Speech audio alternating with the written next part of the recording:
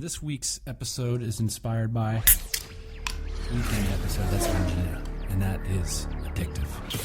Yeah, buddy, you've downloaded Tropical Talk Radio, where we talk about all things entrepreneurship, travel, and lifestyle. If you're interested in more about this program, check out tropicalmba.com. And if you sign up for our mailing list, I will personally send you 50 free podcast episodes that take you along on our journey and expose the insider story on how we started a $1 million honest-to-goodness product business while we traveled the globe.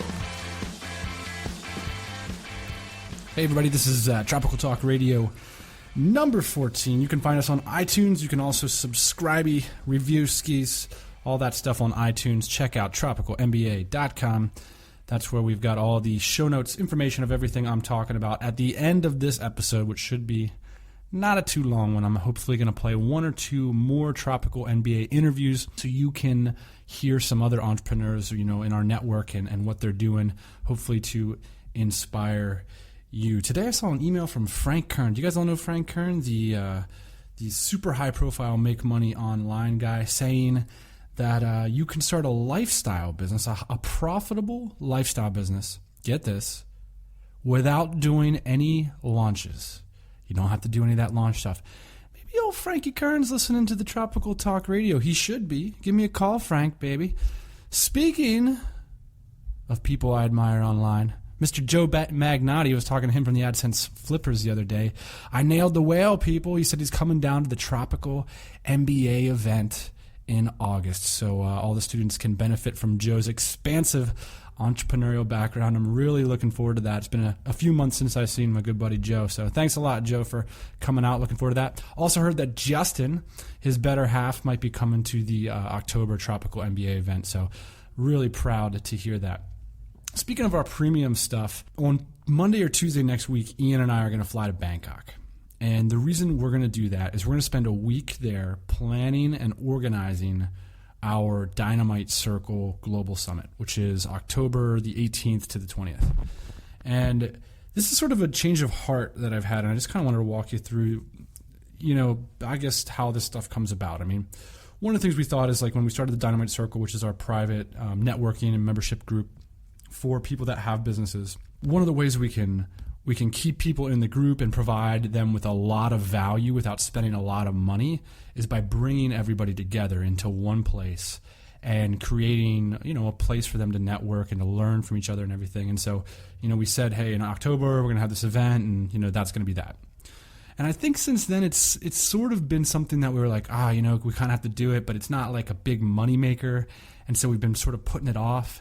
And I've had a change of heart in the last week, and I'll tell you why. Two things have been happening. Number one is that I've gained a lot of confidence from throwing these Tropical MBA events. By meeting you people in person and running an event and seeing in person the value that has, you think less about things like how is this going to affect my immediate bottom line, and you see the value, and so that inspires you to do more. Another thing is, there's this concept that I think is useful for entrepreneurs is I feel like, especially at the beginning part of the last Tropical MBA, I had this kind of false modesty. Like, you ever know when you have like relatives visiting from out of town or buddies coming to your hometown, and when they show up at your apartment and stuff, you set them up and you're like, so what do you guys want to do? It's like the worst thing that you can say to people, because it costs glucose to make decisions, and they just flew on a plane. They just packed their bags. They're thinking about other stuff, like who's going to feed their cat. The last thing they're thinking about is whether they want Mexican or Italian when they show up to your place. And anyway, you know the best places, so you should just make those decisions ahead of time. And that's another thing that I'm deciding here is, if people want to make an alternate decision, of course, they're adults. They're always welcome to do that. But I think me and my team, we should spend that glucose, that energy up front to really map out what we think that experience is going to be like for people. Man, I'm getting tweeted like crazy over here. I'm going to turn this off. So that's the second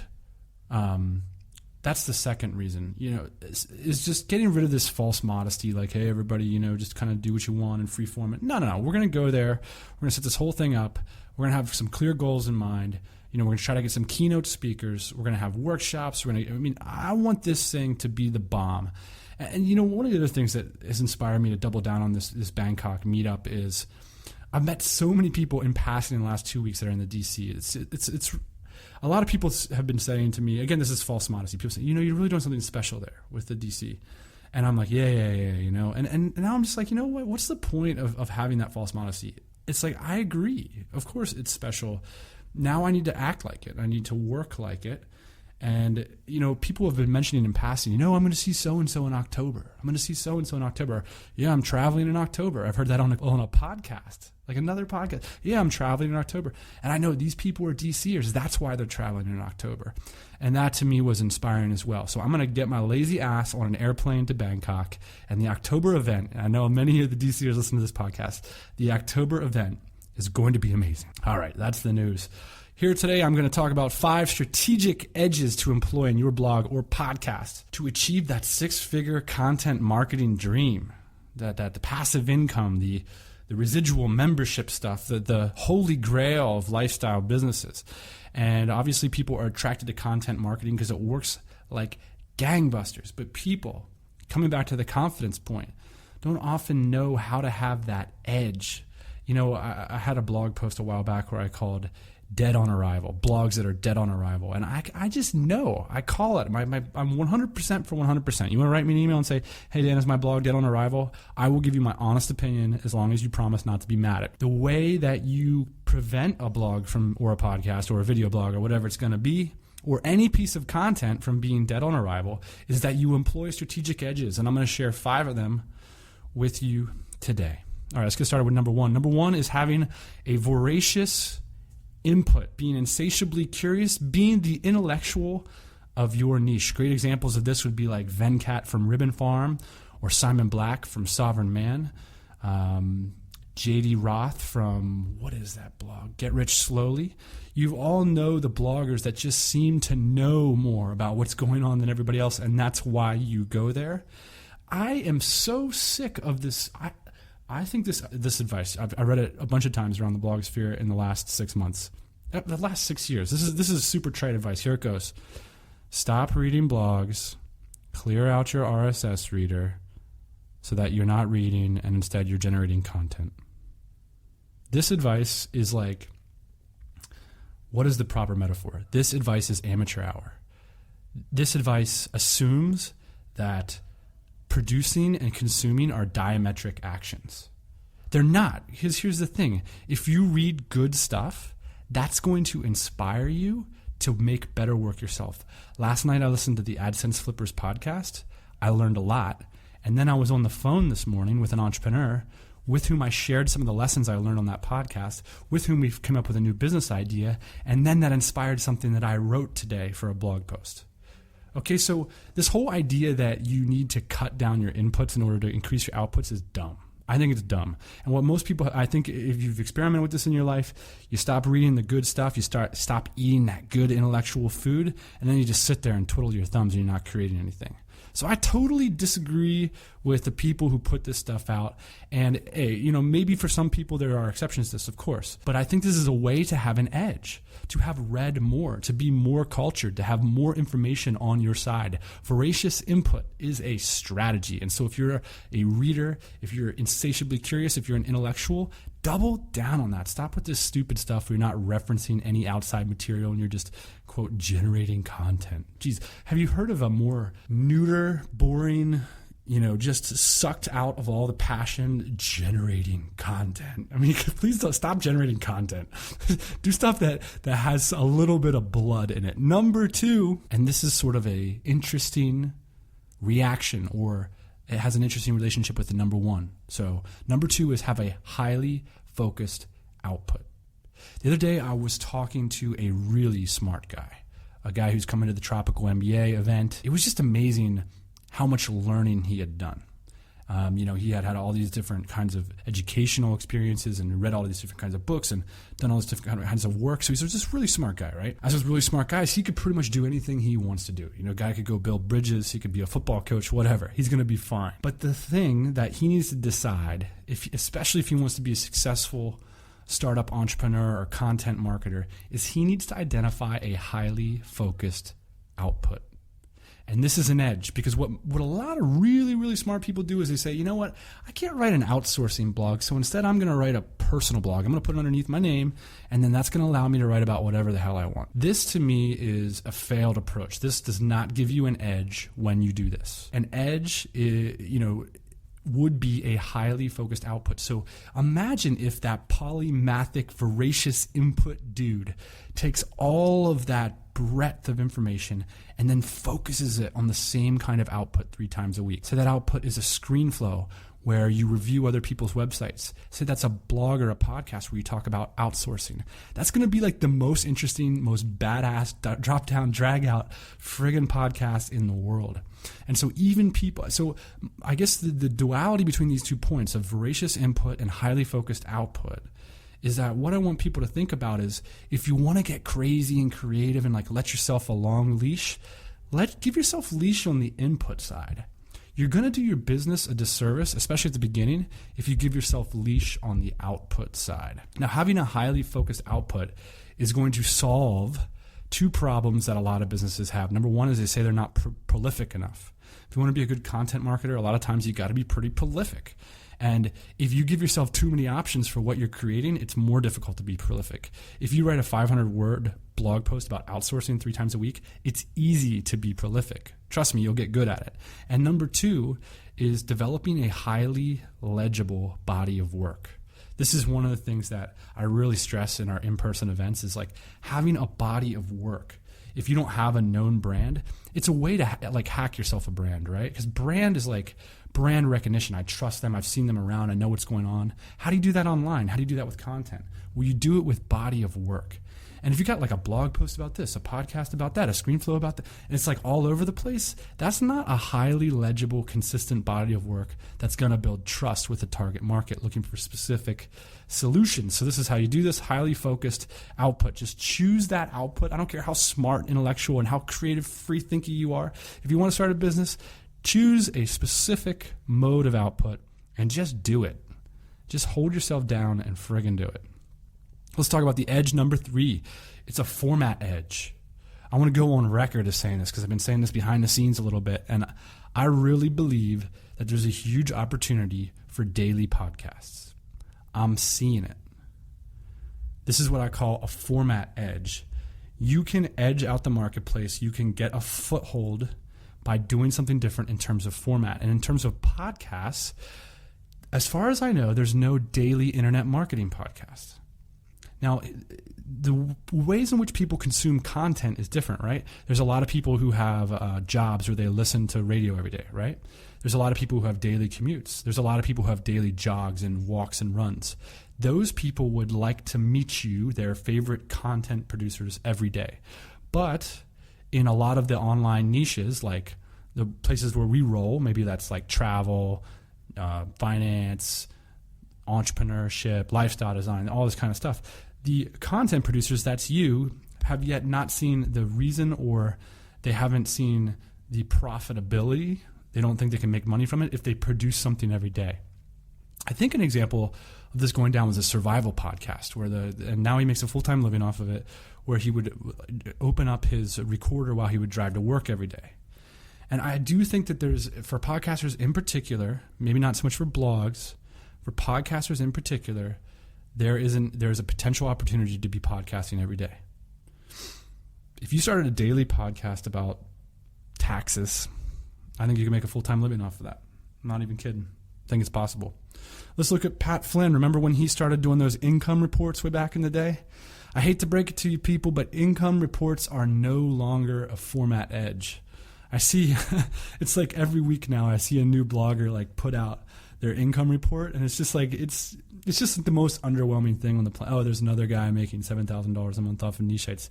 It's super underwhelming now. It's not interesting anymore. It was cool when Pat Flynn did it 2 years ago or whatever, and I think now you have to that's not an edge, right? That's just sort of the status quo now. So I think you need to decide, like, people are right to recognize how profound that was for Pat to do that, but you got to get creative and do something different. So that's what I mean by format edge. Number 5, let's talk about a mindset edge, and that's professionals versus amateurs. And a lot of what I'm seeing with Dead on Arrival blogs is amateur attitudes. And let me quote from Karol was so kind as to put his notes up from a Stephen Pressfield book that he read that I just started reading today. And man, some devastating quotes here about professionals versus amateurs. Okay, so now, as I read these quotes, imagine if any bloggers that you know, or maybe you can recognize a little bit of this in ourselves. And I know this can see some of the ugly parts of ourselves. The amateur is a narcissist. He views the world hierarchically. He continually rates himself in relation to others, becoming self-inflated if his fortune rises, and desperately anxious if his star should fall. It's the blogosphere in a nutshell. The amateur allows his worth and identity to be defined by others. The amateur craves third-party validation. Mostly what we fear as amateurs is being excluded from the tribe, the gang, the posse, mother and family, nation, race, religion. The amateur fears that if he turns pro and lives out his calling, he will have to live up to who he really is and what he is truly capable of. The amateur is terrified that if the tribe should discover who he really is, he will be kicked out into the cold and die.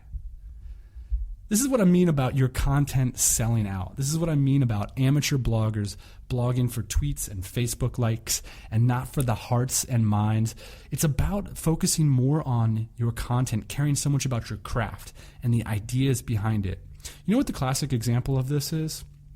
Let's say last week's episode, we had some amazing comments because I said something that was a little bit unclear about benefits versus features, and it was unclear not because I didn't say enough about it, but it's just unclear because I didn't know what I was talking about. And then a bunch of people, it got them to think like, well, how do we complete this loop, because Dan sort of mentioned something, there's something there, but he didn't complete it. So they went to the blog post, and Tim Conley and Dan Norris and myself, and we're doing this back and forth, and it was really cool, right?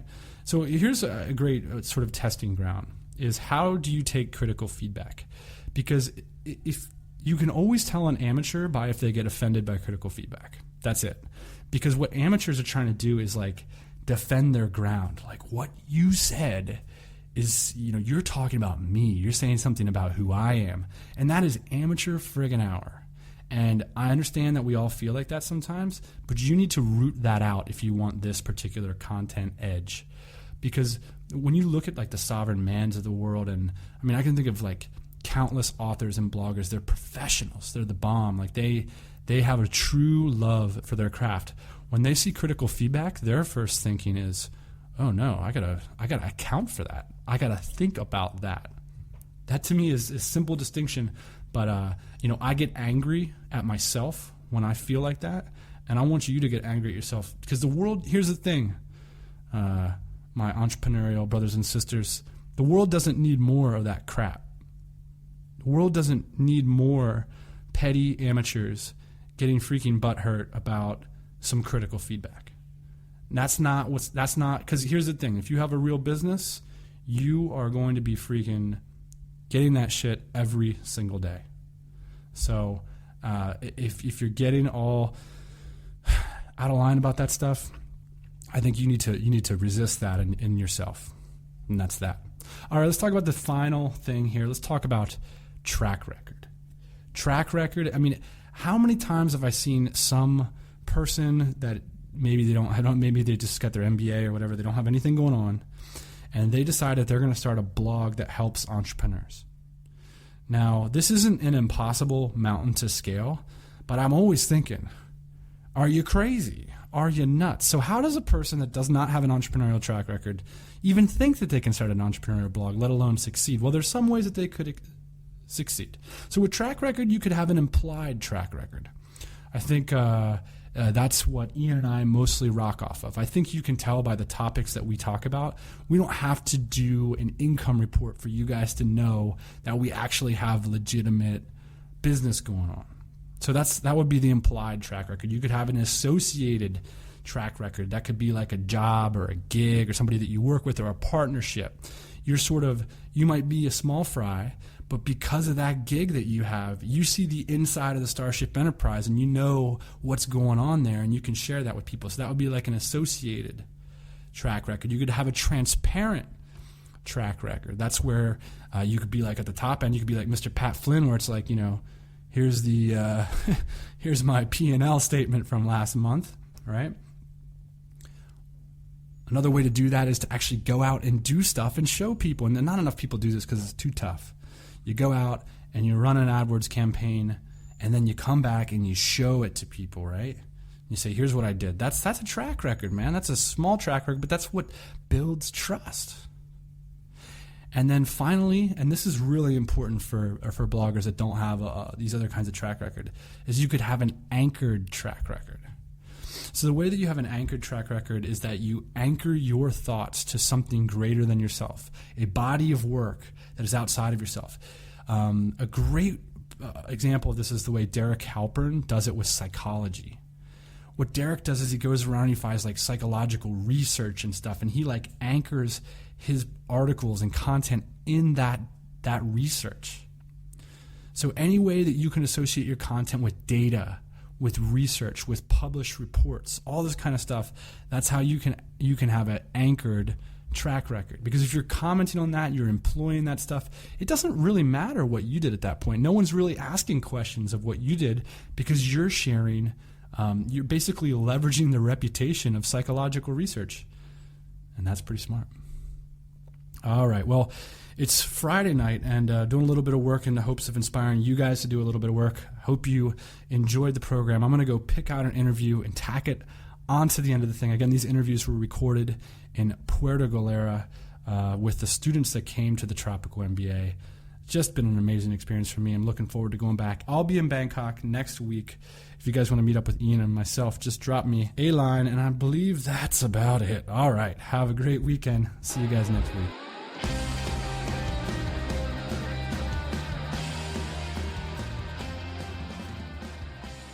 All right, I'm here with Tropical MBA victim Colin, and you're pretty unique because you came in with a pretty cool established business that you wanted to sort of take to the next level. So, Colin, let us know what your business does.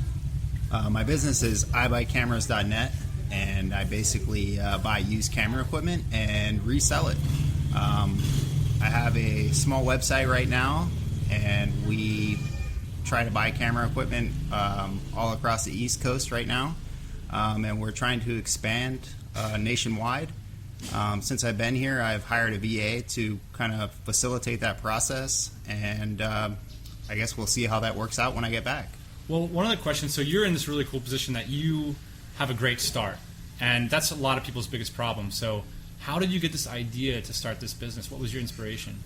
I guess I've always kind of just been a hustler and kind of sought out that next deal. I mean, from being really young and been interested in baseball cards and comic books, and you're that guy. Tried to make you're money. Mr. Lemonade Stand, right? Yeah, and tried to make money that way.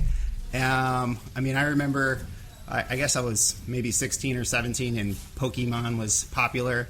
I went to Walmart one night and just kind of talked to one of the stock boys, and I was like, "Hey, do you know when all the Pokemon stuff is coming out for Christmas?" And he gave me the exact time it was coming out. So I was there. I think it was like 10 p.m. on a Friday night or something like that, and I showed up and grabbed like 3 shopping carts and just loaded them with all the Pokemon stuff. So I went home and just listed it all on eBay, and I think I like tripled my money and paid for Christmas, and it was pretty sweet. So it's just kind of finding a deal, and I kind of did that with cars and a number of other things. So tell me, how has like coming to the Tropical MBA then sort of adjusted the trajectory of your business? Well, I've just kind of, first of all, I've got to meet a lot of amazing people, and people that really have great ideas and are further ahead than I am. So I guess I've just got to nail down some real processes. Like you gave that talk on hiring people. That was really valuable to me because with my business, I kind of felt like I was stuck. I would have to be in the U.S. the entire time to really work on the business. But after listening to that and hiring my first VA, I'm hoping that I'll have a little more free time to actually travel myself. So speaking of that, what would you say is your like life trajectory now? What's the next 1 to 2 years going to look like for you? Well, definitely hiring some more people and I'm going to have to hire someone in the U.S. to actually do a lot of the things that I do now, like taking the pictures and listing items on eBay and different places like that and in our store. So once I get that nailed down, that'll free up a lot of my time, and I see myself traveling a lot more. Nice. I actually heard from your brother that you're an Anthony Bourdain fan too. Oh, hell yeah. So I'm going to Vietnam next month, man. So Yep. Absolutely a place to hit. So, well, I'm curious because you've done some international travel. This is the first time you've been to the Philippines.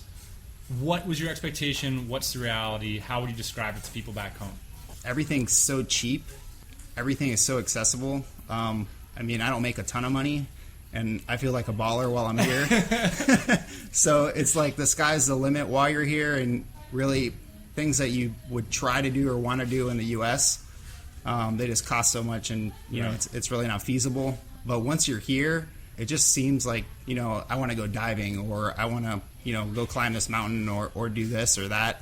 I mean, for like $30 or $40 US, you know, you can do it. Right. Whereas if you're in the US and I want to go diving in the Florida Keys or something like that, it's going to cost me like, you know, $400, $500 to rent a boat and go diving and do this and do that, and it's just a lot easier here. And you're a big diver too. You're a big outdoors guy.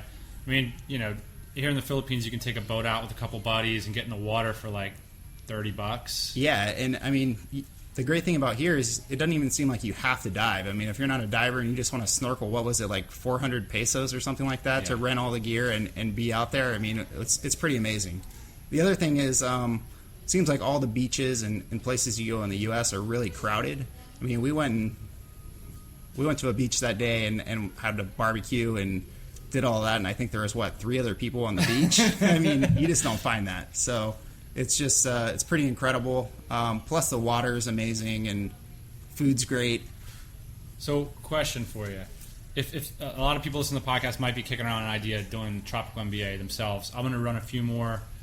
Who would benefit the most from this kind of experience, based on the personalities that you've seen and the businesses coming through and stuff?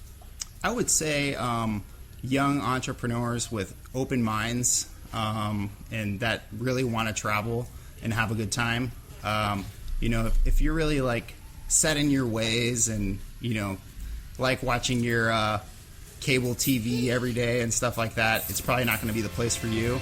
But if you're ready for an adventure and, you know, really want to travel and just see as much as you can, this would be the place to do it.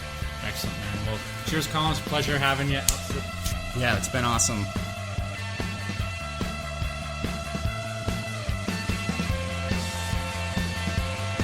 Hey everybody, thanks for listening. Don't be shy. We've got a mailing list. Check it out at tropicalmba.com. Get yourself signed up, and we'll keep you up to date on everything we do, plus give you those 50 free podcast episodes. If you want to say, hey, check me out on Twitter at tropicalmba. We'll see you soon.